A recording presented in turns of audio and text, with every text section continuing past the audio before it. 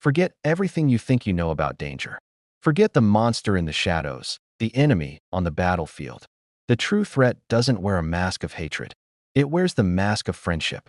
The knife that ends you is never the one you see coming. It isn't clutched in the fist of the stranger screaming at your gates. No, it's hidden in the sleeve of the person pouring your wine, sitting at your table, laughing a little too hard at your jokes. Our biology is primitive. It wires us to fear the predator in the bushes, the unknown in the dark. But we are not in the jungle anymore. We are in the court. We are in the office. We are in the family gathering. And the man who understood the brutal, mechanical physics of these spaces better than anyone was not a king or a general. He was a diplomat, a thinker, a writer in exile. His insights cut through the fog of our polite illusions. The stranger cannot harm you. Why? Because you don't let the stranger in. You build walls against declared enemies. You lock doors against obvious thieves. But for a friend, you lower the drawbridge. You open the gate. You turn your back and expose the soft, undefended underbelly of your trust, your reputation, your secrets. And that is why betrayal, when it finally arrives, is never a fair fight. It is not a battle. It is an execution. Most sleepwalk through their relationships, waiting for the splash of blood on their hands to realize they've been sharing their bed with a serpent. They wait for the catastrophe to name the enemy. But we were warned. Centuries ago, we were warned. He who deceives will always find those who allow themselves to be deceived. Let that sink in. You are being watched right now. In your circles, your kindness is being measured on a scale. Your trust is being weighed against its market value. Your loyalty is being assessed for its utility. And if you do not train yourself to see the calculating eyes behind the warm smile, you are not heading for a fall. You are already a casualty, bleeding out slowly, and you don't even feel the wound. Before we go deeper, if you are ready to see the world with clear eyes, to build real armor, then you need to join this community of the awake. Hit subscribe, hit the like button, and let me know in the comments right now. What was the moment your illusion of a friend shattered? Your engagement is what allows this crucial message to reach those still sleeping. Today, we are not having a soft conversation about toxic traits or setting boundaries. Those are modern, weak words for a timeless, lethal game. We are talking about survival in a world that pretends it's not a battlefield. We are going to perform a psychological autopsy on the fake friend. We will dissect the anatomy of betrayal before the first cut is made. We will identify the markers, the subtle, microscopic tremors that reveal a person's true tectonic intent long before the earthquake hits. You will learn the 3 immutable archetypes of the hidden enemy. You will learn the silent pressure tests to fracture their facade without uttering a single accusation. And you will learn how to neutralize their threat, not through direct conflict, but by becoming a mirror of such cold, calm reality that they cannot bear to look into it. But be warned, this knowledge demands a sacrifice. It requires you to kill a naive part of yourself. You must kill the part that craves universal liking, the part that believes in the inherent goodness of every heart. As the great realist observed, a man who wishes to make a profession of goodness in everything must necessarily come to grief among so many who are not good. If you wish to survive the wolves, you cannot remain a sheep. You must become something else, something observant, something strategically calm, something capable of seeing the world not as you wish it were, but exactly as it operates. Are you prepared for that truth? Because once these scales fall from your eyes, you can never, ever go back to the comfortable illusion. So why do they do it? Why does the colleague you helped promote suddenly undermine you in a meeting? Why does the friend you consoled through despair seem to savor your stumbles? You torment yourself, asking, what did I do wrong? How did I fail them? And that is your foundational error. You are viewing the world through a moral lens. You think in terms of right and wrong, loyalty and disloyalty, gratitude and betrayal. The strategic operator, however, views the world through a lens of pure cause and effect, of resource allocation and positional advantage. Human nature was plainly stated. Men are ungrateful, fickle, pretenders and dissemblers, shunning danger and greedy for gain. Note the wording. Not some men. Not evil men. Men. Human nature. The counterfeit friend does not betray you because of a deep-seated hatred. They betray you because you have become, in that moment, either an obstacle to their path or useful fuel for the Assent. It is not personal. It is arithmetic. It is the physics of the social jungle. To understand this, you must grasp the concept of the zero-sum ego.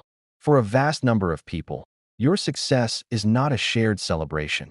It is a mirror that reflects their own lack. Your rise feels, subconsciously, like their diminishment. When you stand on equal footing, there is peace. But the moment you take a step up, that promotion, that accolade, that visible win, the gap between you widens. That gap is not just a measure of status, it is a generator of anxiety. And from that anxiety blooms envy. Envy is the most potent and dangerous of the silent emotions. Anger explodes and is dealt with. Envy metastasizes in the dark. It whispers. It plots.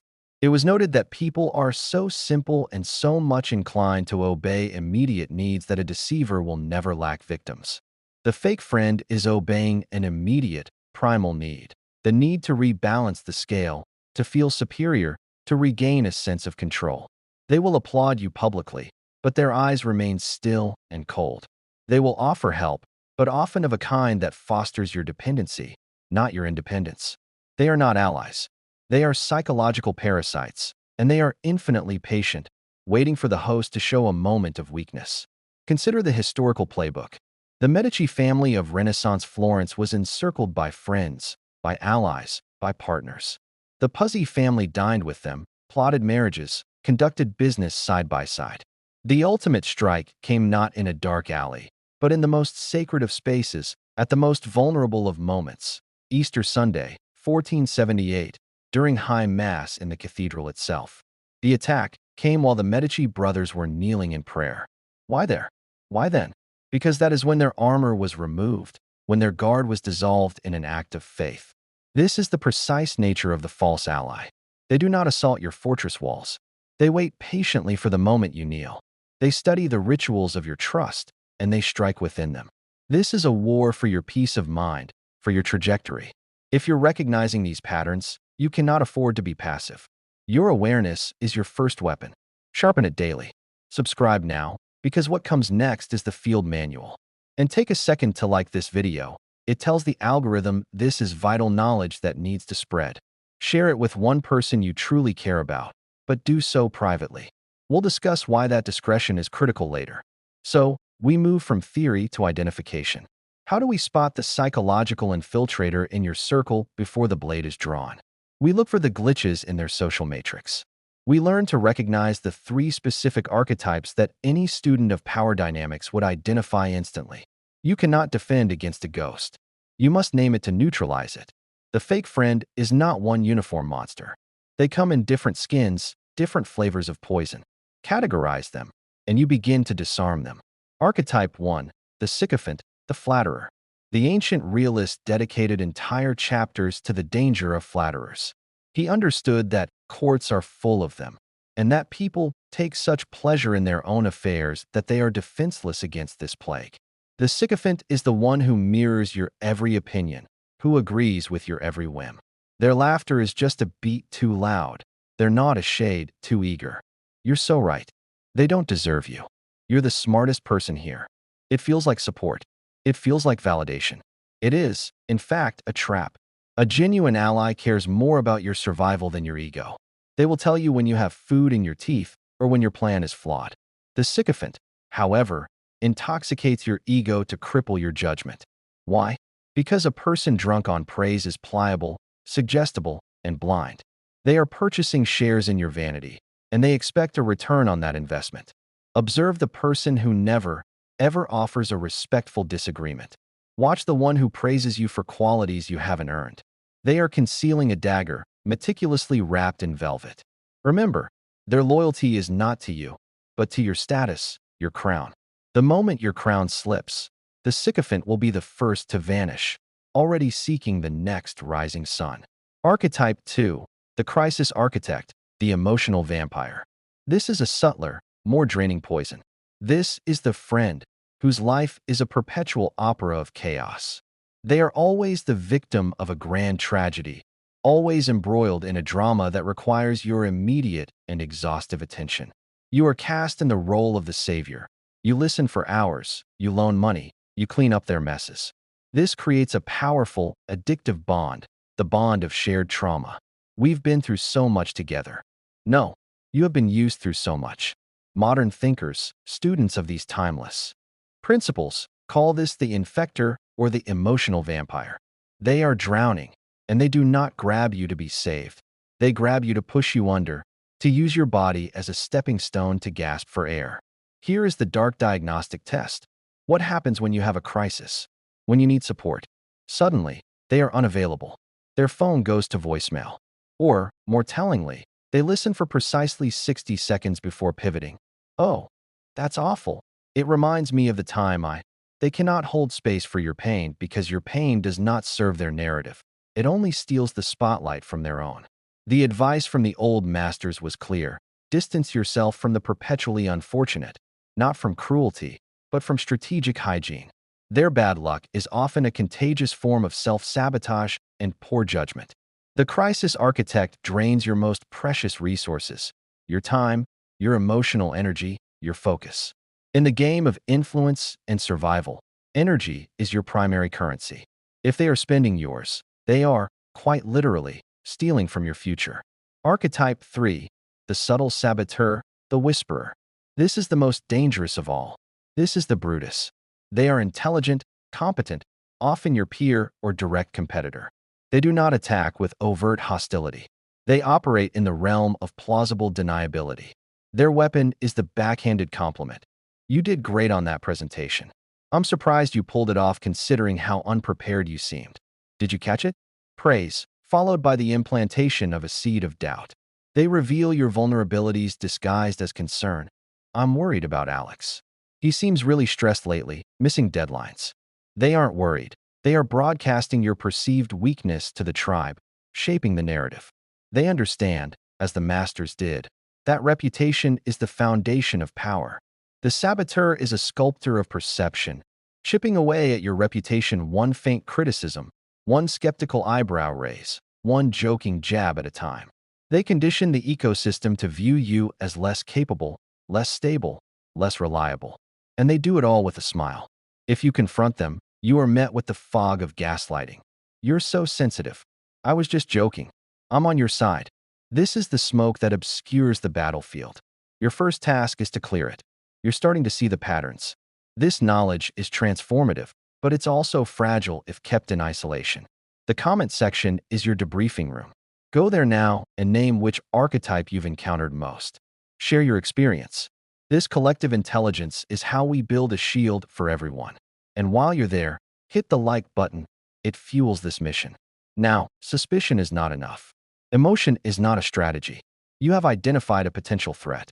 You sense the hollow praise of the sycophant. You are exhausted by the crisis architect. You feel the pinpricks of the saboteur. What is your move? Do you explode? Do you accuse? Absolutely not. The strategic mind never acts on raw emotion. It acts on verified intelligence. You need proof, not suspicion. You need to see the gears of their intent turn. To do this, you run silent, controlled simulations. Here are 3 psychological stress tests to expose the fracture lines in a false ally, all without them ever knowing they are being audited. Test 1. The good news trap. Conventional wisdom says you test friends with your pain. Who shows up when I'm at my lowest? This is flawed. Almost anyone can show up for your misery. Your suffering often makes them feel superior, more secure. Pity is cheap currency. If you want to see the true calibration of a person's heart, reveal your greatest victory. Share your brilliant success. Tell them you landed the dream role, that you're deeply in love, that you achieved a windfall. Then watch, not just their words, but their entire physical reaction. For a microsecond, a flash so fast the conscious mind can't censor it, the mask will slip. You might see a flicker of coldness in the eyes, a slight tightening at the corner of the mouth, a momentary freeze. Then the social programming kicks in. Oh my God, that's incredible. I'm so happy for you. But the energy will be off. The tone might be shrill, forced.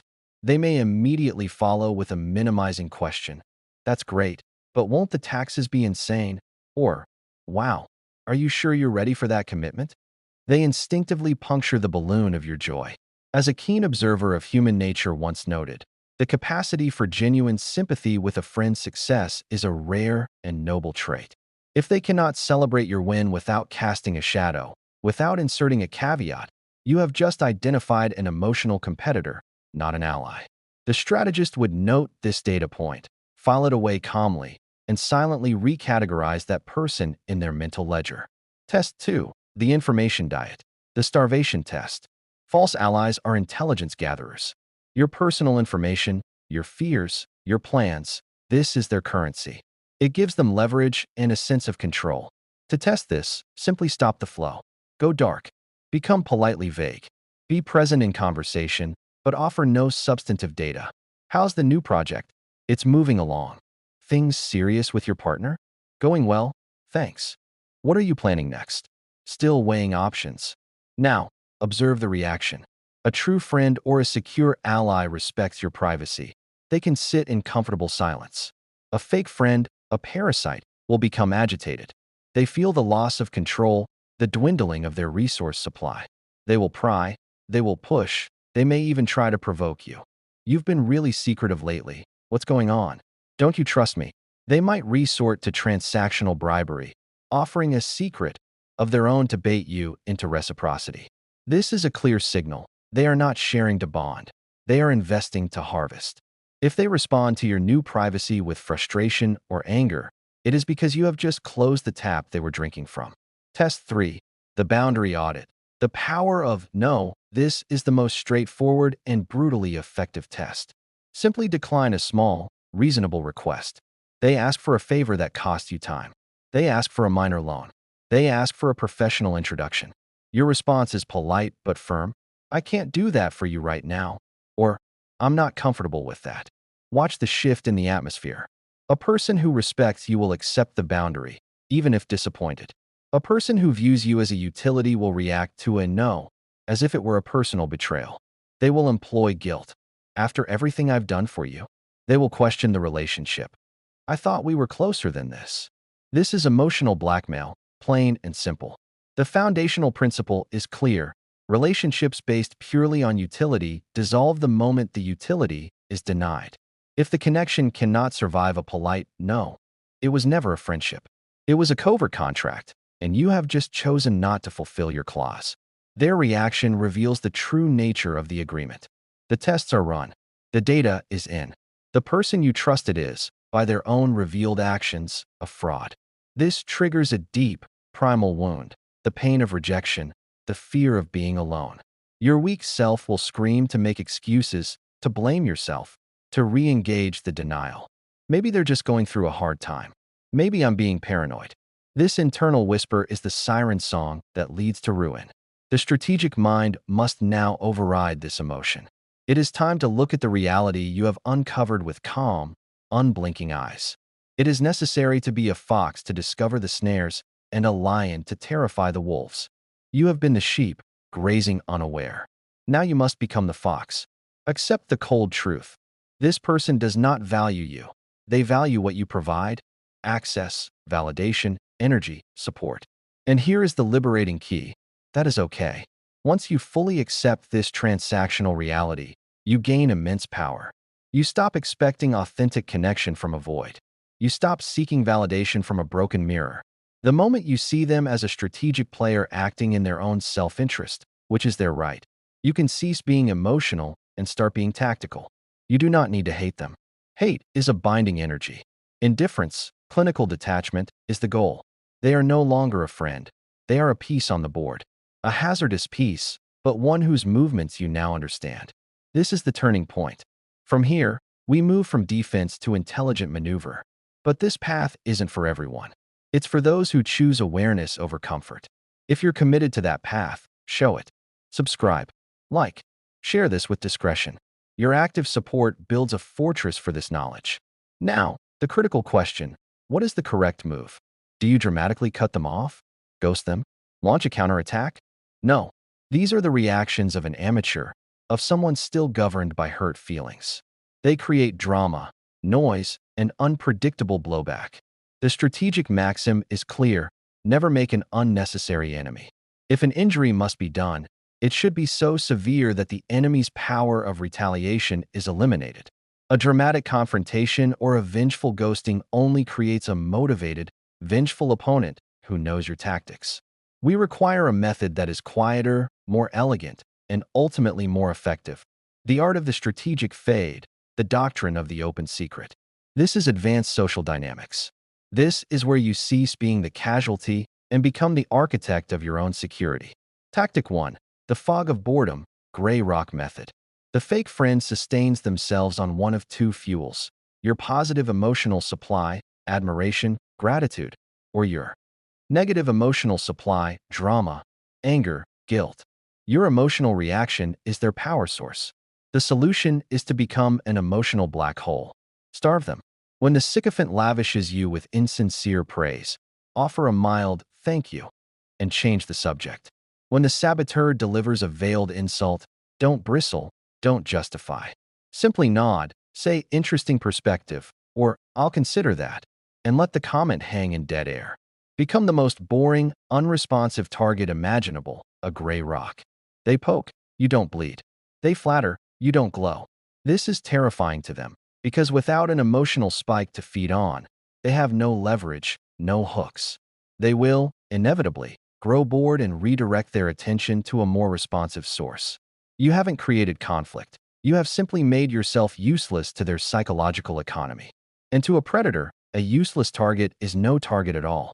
Tactic 2. Strategic proximity, the intelligence loop. You know the adage, keep your friends close and your potential adversaries closer. This is not a cliché, it is a doctrine of surveillance.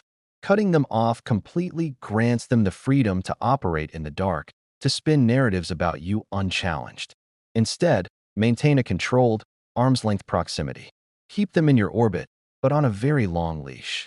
Attend the group lunch, exchange pleasantries, but the dynamic has now fundamentally flipped.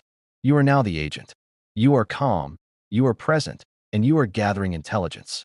You can even employ controlled misinformation. Share with them, and only them, a minor, fabricated concern or a false plan. Then observe where that information surfaces. If you tell only the suspected saboteur that you're considering a lateral move in the company, and days later your manager vaguely references hearing you might be restless, you have your confirmed intelligence leak. You have used them as a tracer round to map the battlefield. This requires supreme emotional discipline, to smile, to break bread with a Judas, all while knowing exactly who they are. It is cold, but the alternative is to be blind, and in this game, blindness is a fatal liability. Tactic 3. The mirror of void, reflective defense. When the subtle saboteur strikes with a veiled comment, the instinct is to defend yourself. I'm not tired, I can handle it. This is weak and plays into their script. Instead, do not defend. Reflect. When they say, you seem overwhelmed. Do you need help with that? Pause. Look at them calmly for 3 full seconds of silence. A silence that forces them to sit in the space of their own aggression. Then, ask with genuine, neutral curiosity, what specifically makes you say I seem overwhelmed? Force them to explain their own subtext. They will flounder. Oh, I just thought you looked stressed. I was trying to help. Your response, I appreciate the concern. I'm focused, and you end the interaction. You have not accused. You have not gotten angry. You have simply held up a mirror, forcing them to see the mechanics of their own attempt. You have signaled, subtly but unmistakably, that you are no longer playing the game of polite plausibility. You are playing the game of reality. This is profoundly unsettling to the covert operator. Now, having purged the rot, having identified and strategically neutralized the parasitic elements, you will face a void. Spaces in your social landscape that were once occupied now stand empty. This feels like loneliness. Good. This is the necessary clearing. The greatest realist produced his masterwork not in a bustling court, but in the profound silence of exile, stripped of all titles and fake friends. It was in that fertile solitude that immortal clarity was born. Most people are terrified of such silence. They fill every moment with noise, collect connections like trinkets, prioritizing quantity, the appearance of popularity, over quality. The strategic mind prioritizes effectiveness over appearance. You must now restructure your entire philosophy of connection. Stop using the sacred word friend for every warm acquaintance. Create a conscious, internal hierarchy. Level 1. The useful allies. These are your professional contacts. your mutually beneficial connections. You collaborate, you trade favors, you support shared goals. You treat them with respect and fairness. But you do not give them the keys to your inner citadel. You do not share your deepest fears or ultimate ambitions. The alliance is conditional upon aligned interests. If interests diverge, the connection naturally cools. This is not cynicism. It is clear-eyed mutual respect for the nature of the bond. Level 2. The pleasant acquaintances. These are for camaraderie, for leisure, for casual social exchange. The coffee chat, the hobby group, the cheerful neighbor. Enjoy their company for what it is, a pleasant diversion. Do not expect them to stand with you in a true storm. When difficulty comes, allow them to gracefully exit stage left. Do not resent them for it. You never hired them for that role. Level 3. The inner circle, the brotherhood/sisterhood. These are the rare few, perhaps one or two in a lifetime. These are the individuals who have stood the test of time and adversity. They are the ones who tell you the brutal truth to your face, but defend your character to the death behind your back. They gain nothing from you but your reciprocated loyalty. How do you find them? You do not seek them desperately. You let time and fortune, which is the arbiter of one half of our actions, reveal them. You test bonds not with manufactured drama, but by observing actions over years, through seasons of success and failure. When you find these people, you protect those bonds with fierce loyalty. In a world of polished plastic, such gold is heavy, rare, and invaluable. But until you have confirmed that gold, be strong enough to stand with empty hands. Be sovereign in your own company. As leaders throughout history have echoed, it is infinitely better to walk alone than to be dragged down by bad company. Your power does not emanate from the size of your entourage. It emanates from the strength of your autonomy, the clarity of your judgment, and your ability to act independently. The lion is powerful because it needs no flock for validation. The sheep huddle because they are afraid. We are at the conclusion. If you have listened this far, a fundamental shift has occurred within you. You have lost a layer of innocence. You now see that the world of mandatory niceness and guaranteed justice is a comforting fairy tale, a beautiful cage. The man who outlined reality is often branded dark or evil. Why? Because he dared to remove the mask of society and show us the engine of human nature underneath. Self-interest, ambition, fear, the desire for security and advantage. To see this is not to become evil. It is to become safe. It is to become a person who is very, very difficult to manipulate or use. When you identify and neutralize a fake friend, you are not suffering a loss. You are excising a tumor. You are regaining your sovereignty. This is not the end of your education. It is the beginning. The battlefield of human dynamics is complex and ever-changing. If you want to continue mastering it, to turn this knowledge into unshakable power and peace, your next move is critical. Subscribe to this channel right now. Turn on notifications.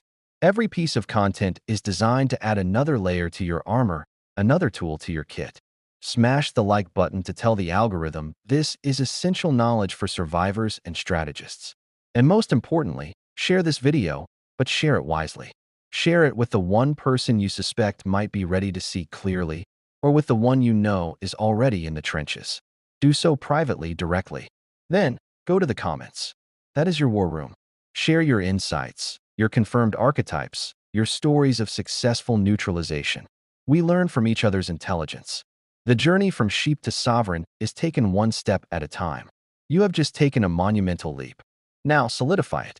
I will see you in the comments and in the next video. Stay sharp.